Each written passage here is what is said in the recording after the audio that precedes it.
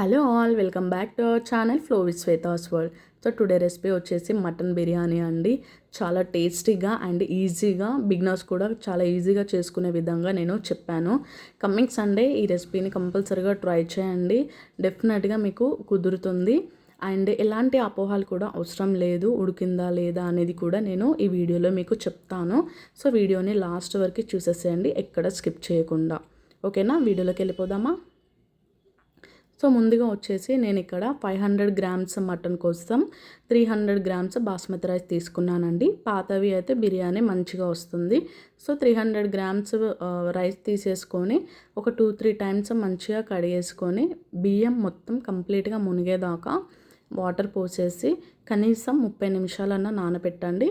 లేదు 1 అవర్ నానబెట్టుకున్నా ఇంకా బాగుంటుంది. సో అది నానేలోపు ఇక్కడ మనము ముక్కుడు బిర్యానీ అయితే ఏ ప్యాన్లో చేద్దాం అనుకుంటున్నారో అదే ముక్కుడులో మీరు ఈ ప్రాసెస్ చేసేసేయండి.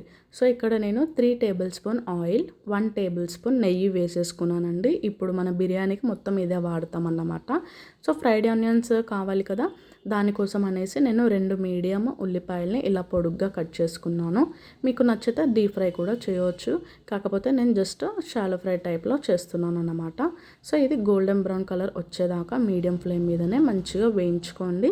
కొద్దిగా క్రిస్పీ అయితే అది క్రిస్పీ అయిన తర్వాత స్టవ్ని కంపల్సరీగా ఆఫ్ చేసేసి ఇది తీసుకోండి. ఆ వితిన్ 1-3 సెకండ్ గ్యాప్లోనే మాడిపోతుంది. సో స్టవ్ ఆఫ్ చేసేసి ఆనియన్స్ అన్నీ తీసేసుకొని మళ్ళీ స్టవ్ ఆన్ చేసేసుకొని ఇప్పుడు అదే నూనెలో మనకి హోల్ గరం మసాలా స్పైసెస్ ఉంటాయి కదా, అవన్నీ వేసేసుకోండి. మీ దగ్గర ఏది ఉంటే అది, కంపల్సరీ మ్యాండేటరీ అని కాదు, బట్ ఇవి వేస్తే మటన్కి టేస్ట్ బాగుంటుంది. చికెన్లో ఇవన్నీ వేయకున్నా కూడా మటన్లో వేస్తే బాగుంటుంది అన్నమాట. And kasuri methi 1 tablespoon, shahi jeera 1 teaspoon తీసేసుకొని ఇవి కొద్దిగా వేయించుకున్న తర్వాత 3 మీడియం ఉల్లిపాయలని తీసుకొని చిన్నగా కట్ చేసుకున్నానండి. సో ఇక్కడ మీకు గ్రేవీ కొద్దిగా ఎక్కువ కావాలంటే ఇంకొక ఉల్లిపాయని కూడా కట్ చేసుకొని వేసేసుకోవచ్చు. 2 పచ్చిమిర్చి ముక్కల్ని పొడుగ్గా కట్ చేసుకొని వేసేసుకున్నాను. ఇక్కడ గుప్పెడు పుదీనా ఆకులు, గుప్పెడు కొత్తిమీర ఆకులు కూడా వేసేసుకొని ఇవి కొద్దిగా బ్రౌన్ అయ్యేదాకా వేయించుకోండి. సో ఈ గ్యాప్లో మీకు పెరుగు వేస్తామండి మనం ఇప్పుడు కమ్మింగ్ కర్రీలో. మీకు పెరుగు ఇష్టం లేదు అంటే ఈ స్టేజ్లోనే మీరు టమాటో ప్యూరీ ఉంటుంది కదా, అది వేసుకోండి. లేదు అంటే మటన్ మొత్తం ఉడికిన తర్వాత కూడా టమాటో ప్యూరీ వేసేసుకోవచ్చు. సో నేను ఇలాగా చేస్తున్నాను. అర్థమైంది కదా, మటన్ వేసిన తర్వాత కూడా టమాటా ప్యూరీ వేసేసుకోవచ్చు. ఒకవేళ కనుక ఈ స్టేజ్లో వేయకుంటే 2 మీడియం టమాటా ముక్కల్ని తీసుకొని వాటిని మంచిగా ప్యూరీ లాగా చేసేసుకొని వేసేసుకోవడమే అన్నమాట. సో ఇలా కంప్లీట్గా బ్రౌన్ కలర్ వచ్చిన తర్వాత అల్లం వెల్లుల్లి పేస్ట్ 1 టేబుల్ స్పూన్ వేసేసుకోండి.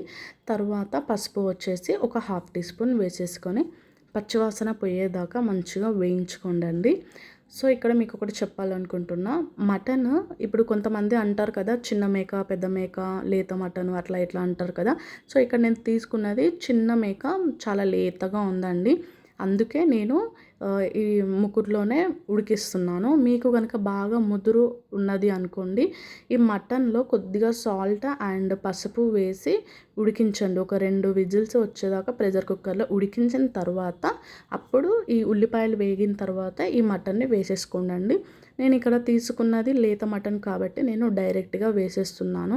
మరీ ముదురు మటన్ అయితే ఉడకడానికి చాలా టైం పడుతుంది కాబట్టి మీరు కుక్కర్లో ఒక 2 విజిల్స్ వచ్చిన తర్వాత ఉడికిన తర్వాత ఇలా మటన్ వేసుకొని మీడియం ఫ్లేమ్ మీద ఒక 10 మినిట్స్ దాన్ని మగ్గనివ్వండి. సో దట్ మంచిగా ఫ్రై అయిపోతుంది అన్నమాట. సో 10 నిమిషాల తర్వాత చూసారు కదా, అల్లం వెల్లుల్లి పేస్ట్ ఫ్రెష్గా ఉంటే కొద్దిగా వాటర్ అనేది రిలీజ్ అవుతుంది. సో ఇది ఇలా 10 మినిట్స్ అయిపోయిన తర్వాత ఒకసారి కలుపుకొని టేస్ట్కి తగ్గట్టుగా ఉప్పు వేసుకొని, అండ్ ఇక్కడ మనం పచ్చిమిర్చి యాడ్ చేసాం కాబట్టి కారం చూసుకొని వేసుకోండి. నేను ఇక్కడ 2.5 టీ స్పూన్స్ వేసాను, ఎందుకంటే మనం ఇంకా స్పైసెస్ వేస్తాం కాబట్టి కారం చూసుకొని వేసుకోండి. ధనియాల పొడి 1/2 టీ స్పూన్ వేసేసుకొని మళ్ళీ ఒక్కసారి కలిపేసుకొని 10-15 మినిట్స్ మీడియం ఫ్లేమ్ మీదనే మంచిగా మగ్గనివ్వండి, ముక్కలకు ఉప్పు కారం పట్టేలాగా. సో తర్వాత 10 మినిట్స్ తర్వాత మళ్ళొకసారి కలిపేసి బిర్యానీ పౌడర్ ఉంటుంది కదా, అది ఒక 1 టీ స్పూన్. అండ్ ఇక్కడ మటన్ మసాలా లేదా మీట్ మసాలా వేసుకుంటండి. నేను ఇక్కడ మీట్ మసాలా వేసాను. అండ్ పావు టీ స్పూన్ గరం మసాలా వేసుకున్నాను. సో ఇక్కడ మీరు హోల్ గరం మసాలాస్ కనుక లేకుంటే బిర్యానీ మసాలా అనేది 2 టీ స్పూన్స్ వేసేసుకుంటే సరిపోతుంది. సో ఇలా అయిన తర్వాత మనం ఇందాక వేయించుకున్న ఫ్రైడ్ ఆనియన్స్ ఉన్నాయి కదా, అది కూడా కొద్దిగా వేసేసి అలా కలిపేసిన తర్వాత ఇక్కడ వాటర్ అండి, మీకు తీసుకున్న మటన్ని బట్టి మీరు వాటర్ యాడ్ చేసుకోండి. నేను తీసుకున్న మటన్కి నాకు ఒక 1 లీటర్ దాకా వాటర్ పడింది. అండ్ 2 టేబుల్ స్పూన్ పెరుగు వేసుకున్నాను. ఈ స్టేజ్లో మీరు టమాటానైనా వేసుకోవచ్చు.